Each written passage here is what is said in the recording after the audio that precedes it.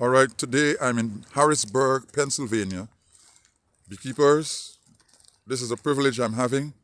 I'm visiting Mr. Nathan Weber Apiary in Pennsylvania, and it's still winter. Some of the bees are not really out, some are working. It is cold today, but not so cold. So we will check the hive, see what the bees are doing. And these are the Italian bees, okay? Hive number 1. Some dead bees. Bees are entering the hive. Hive number 2. Most of them are working.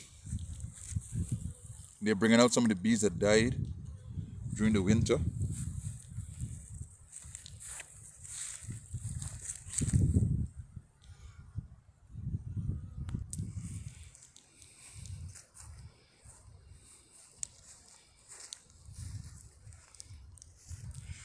We've got some sunshine, but please don't take it for granted.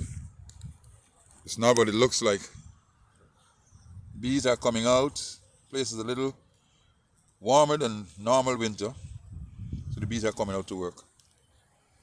Guys, and look what, these guys can walk through the apiary without any protective gears, standing almost in front of the hive. You know this is not a reality in Guyana, all right? You can't do this. You have to be protected. Observation. Look at the stand that the bees are rest on here. You see how far it is on the ground? Yes, it is tilted forward. But we can't do this in Guyana. We cannot put our landing board or stand so low. Frogs. We leave our bees at night. You guys have any problem with frogs here? No problem with frogs here. Nope. Oh. Yes. Yep. Nate has saw the solar wax melt in Guyana, and he built one in Pennsylvania. Beautiful. I think you saw this when you visit Mr. Rajkumar Apiary. Yep. Yeah, beautiful. Over here, this is a red maple tree. The red maple tree. Blooming. Yeah, oh, those are flowers? Yes, yep, those are flowers. Okay. Yep. Wow. So the bees don't have too far to go. Correct, yep. The maple flowers has just started to open. All right, that's what they look like. And they are very close in the apiary. Some of the bees collecting water. Take back to the hive.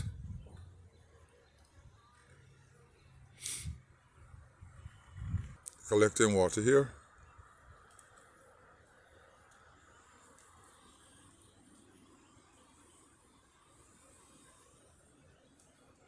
Thinking they can rob, smell. Yeah, these are hives that did not survive the winter.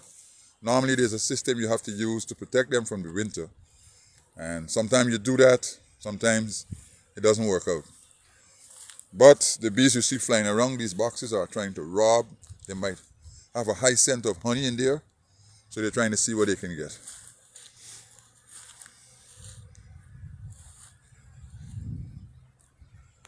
So you lost what? 1, 4, 8, 9 hives for this winter.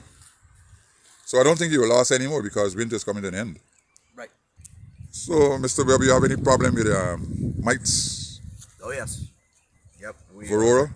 Yep. Varroa mites. We're continually fighting varroa mites. I would say 7 of the 9 hives that perished here were probably because of varroa mites. Okay. In the wintertime in Pennsylvania, our 2 enemies are varroa mites and starvation. Mm-hmm. We were very diligent with our feeding in the fall, so I would only attribute a small percentage of this loss to starvation. Okay. And the majority of the loss I would attribute Any tracheal mites? to tracheal mites are not too much of a problem. Any small live beetles? Yes, but as long as we keep the population of bees high in our colonies, the bees are able to take care of the Small live the beetles on their own. Yes. Those are problems we don't have in Guyana. There no foreign living thing can go into African hive. He will be killed. Yes. All right, Senior Weber's just arrived. Mr. Stewart, How are you doing, I Mr. wanted- Weber? I wanted to meet you. Thank you. Nathan spoke highly of you Oh. when he was in Guyana. Yeah. So I wanted to make a point to see you. We are trying to get him back in Guyana this year. As early as possible, as soon as he's free from school, we're sending for him again. All right? Yeah. Nate is a good guy. Yeah.